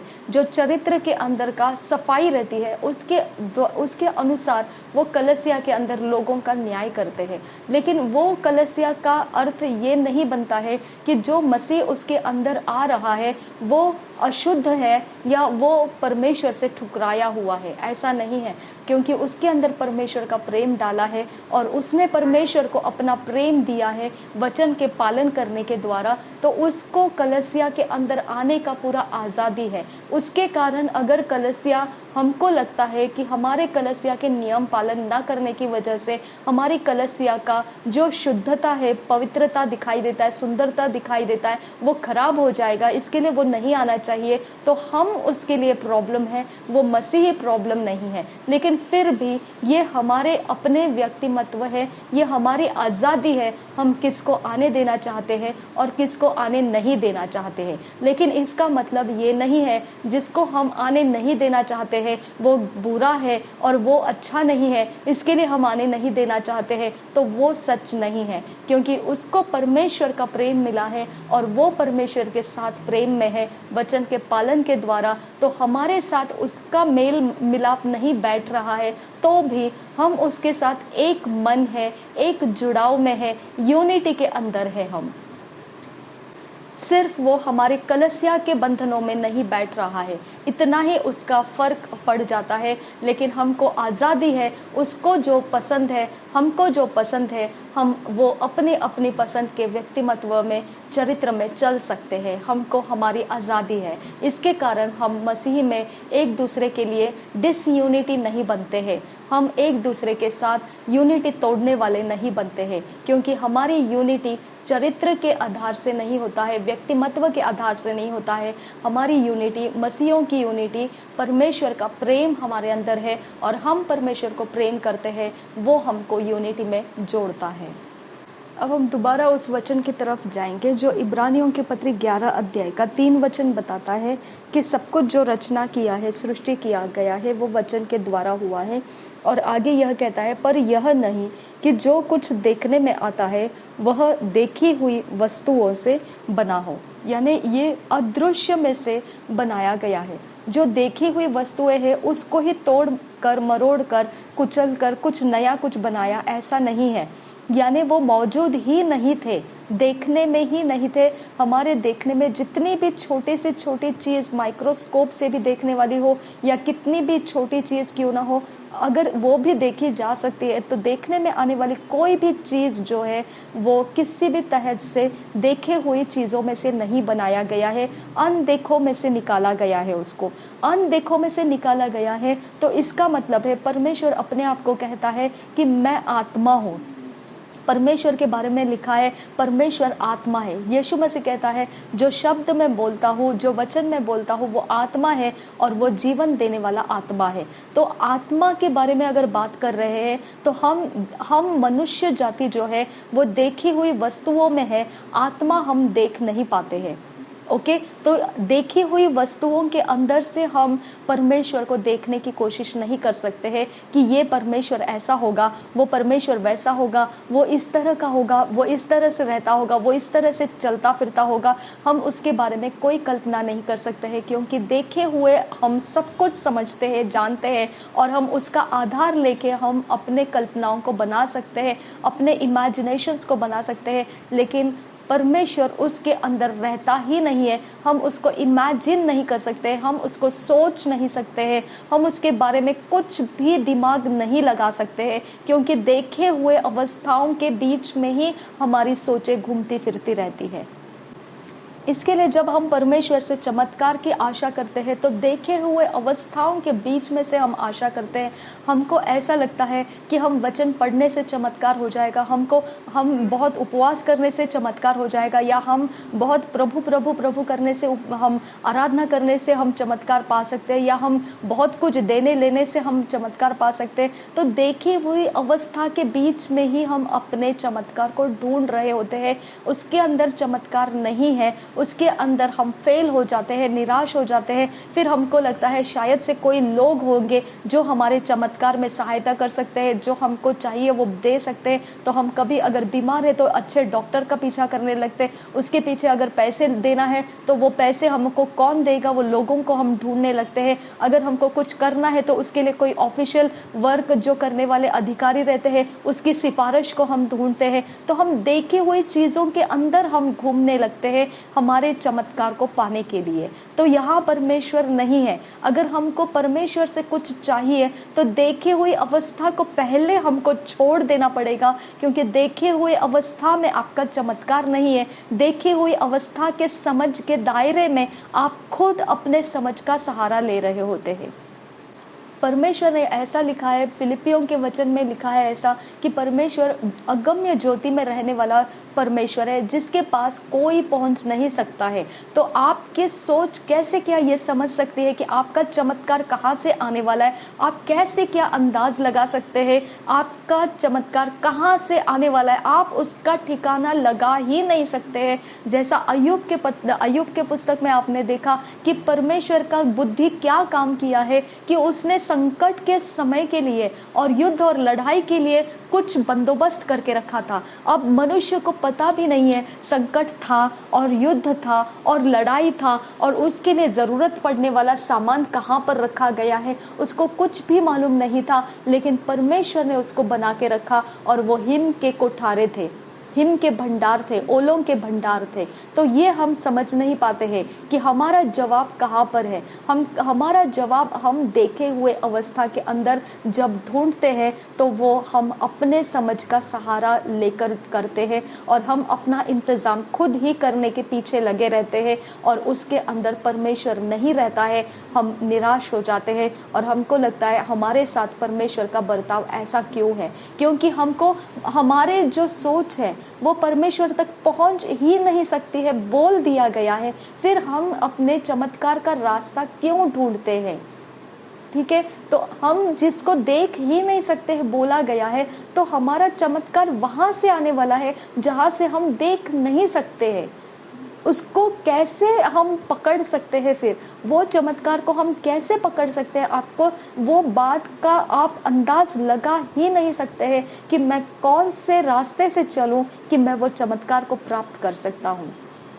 ओके, तो जो लहू बहने वाली स्त्री थी, उसके दिमाग में एक ही बात घूम रही थी, अगर मैं यीशु मसीह के इस कपड़े के छोर को छू लूँगी तो मैं चंगी हो जाऊँगी।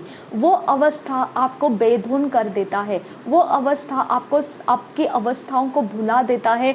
आप होश खो देते हैं अपने अवस्था का, आप नियम पालन सब कुछ तोड़ देते हैं, और आप बस उस वचन का पीछा करते जाते हैं, और उस वचन का पीछा करते जाते समय आप वो वचन के तक पहुंच गए और वो वचन काम कर जाता है। तो आपका मिरेकल, आपका जो रास्ता है परमेश्वर को छूने का, आपके अंदर आपको परमेश्वर जाहिर करता है कि आपका कहाँ से, कौन सा, किस समय, कौन से तरह से आपका मिरेकल आप तक पहुंचेगा। वो परमेश्वर उसको प्रकाशित करता है आपके अंदर। आपको अंदाज लगाना नहीं आएगा कि आपको आपका सहायता कहाँ से आएगा, आपका परिस्थिति कहाँ से बदलेगा। आप कोई भी हिस्से में उसके बारे में कहीं पर भी खोजबीन नहीं कर सकते हैं। वो सिर्फ और सिर्फ परमेश्वर उसको देता है, और जब वो देता है तो वो आपका होश खो देने के लिए आपको मजबूर कर देता है। वो पूरी तरह से आप इतने बेधुन हो जाते हैं कि जब उस वचन के छोर तक आप पहुंच जाते हैं, उस छोर को आप पकड़ लेते हैं, आपका चमत्कार आपको मिल जाता है। अब हम देखेंगे ये पहला जो हम पढ़ा वचन, इब्रानियों के पत्री के 11 अध्याय का 2 वचन, क्योंकि इसी के विषय में प्राचीनों की अच्छी गवाही दी गई। क्योंकि इसी के विषय में यानी आपको पहला वचन देखना पड़ेगा किसके विषय में। वहाँ पहला वचन में लिखा है विश्वास के बारे में। ठीक है, तो विश्वास के बारे में ये दूसरा वचन बोल रहा है, क्योंकि इसी के विषय में प्राचीनों की। तो ये प्राचीन कौन है?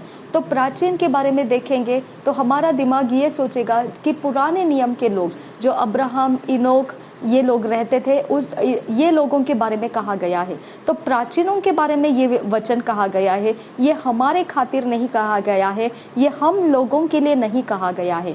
हम लोगों के लिए विश्वास का वो अवस्था नहीं बताया गया है। ये उस समय का है जो पुराने नियम में लोग रहा करते थे। उस पुराने नियम के अंदर परमेश्वर अपने आप को प्रकट नहीं करता था, अपने आप को जाहिर नहीं करता था, उनको विश्वास के द्वारा उसको समझना पड़ता था, उनके सारी बातों को विश्वास के द्वारा प्राप्त करते थे। लेकिन हमारे लिए अब वचन प्रकट हो चुका है, पिता पुत्र पवित्र आत्मा प्रकट हो चुके हैं, तो हमारे लिए ये विश्वास का जरिया अब नहीं है। तो इब्रानियों के पत्रिका 11 अध्याय का पहला वचन अभी हमको समझ में आया, वो प्राचीनों के लिए है, वो पुराने नियम के लोगों के लिए बोला गया वचन है, हम लोगों के लिए नहीं, जो मसीहों के लिए नहीं, जिसके लिए अब वचन प्रकट हो चुका है, पिता पुत्र पवित्र आत्मा प्रकट हो चुका है। अब हम पढ़ेंगे इब्रानियों के पत्रिका 10 अध्याय का 34 वचन। इसको समझने के लिए हम पढ़ेंगे उसे, इब्रानियों के पत्री 10 अध्याय का 34 वचन।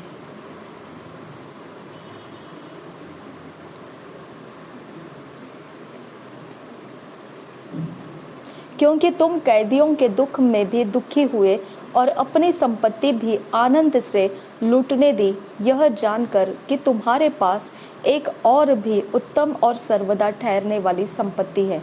और एक बार पढ़ेंगे इब्रानियों की पत्री 10 अध्याय का 34 वचन।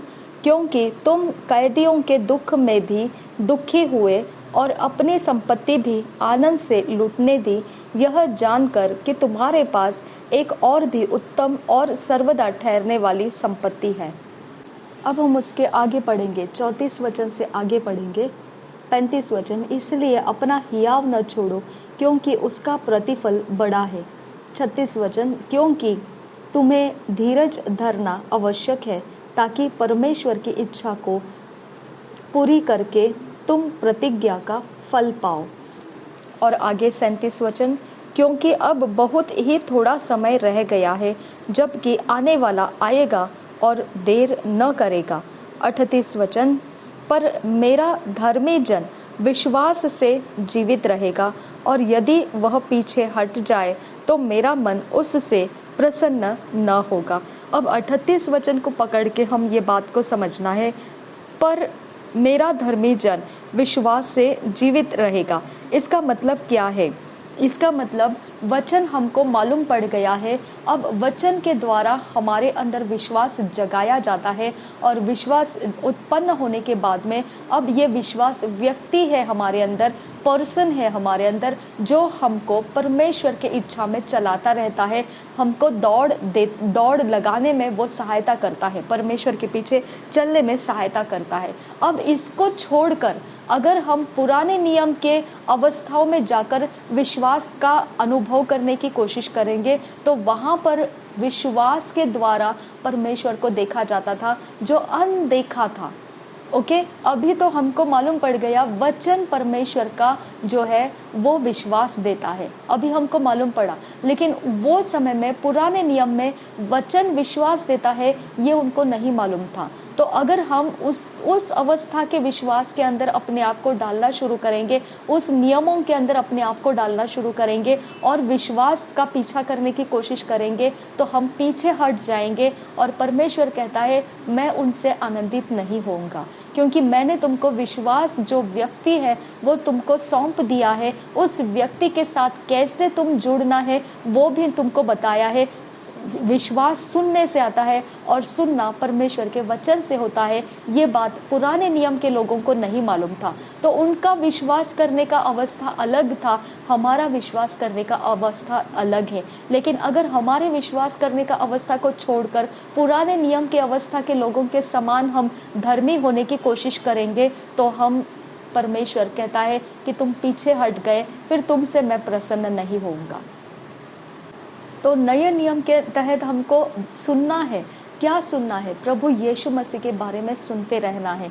जितना हम प्रभु यीशु मसीह के बारे में सुनते रहेंगे, उसके वचन से हम उसके बारे में सुनते रहेंगे, तो हमारा विश्वास बढ़ता रहेगा और वही विश्वास हमें जीवित रखेगा। पुराने नियम के अवस्था में लिखा हुआ विश्वास के अनुसार धर्मी बनने की अगर हम कोशिश करेंगे, तो वो अवस्था में परमेश्वर आनंदित नहीं होता है। अब हम पढ़ेंगे इब्रानियों के पत्री 11 अध्याय का 13 वचन। इसके अंदर जो लिखा है वो हम देखेंगे। ये सब विश्वास ही की दशा में मरे और उन्होंने प्रतिज्ञा की हुई वस्तुएं नहीं पाई, पर उन्हें दूर से देखकर आनंदित हुए और मान लिया कि हम पृथ्वी पर परदेशी और बाहरी हैं। और एक बार देखिए इससे इब्रानियों की पत्री 11 अध्याय 13 वचन, ये सब विश्वास ही की दशा में मरे और उन्होंने प्रतिज्ञा की हुई वस्तुएं नहीं पाई, पर उन्हें दूर से देखकर आनंदित हुए और मान लिया कि हम पृथ्वी पर परदेशी और बाहरी हैं।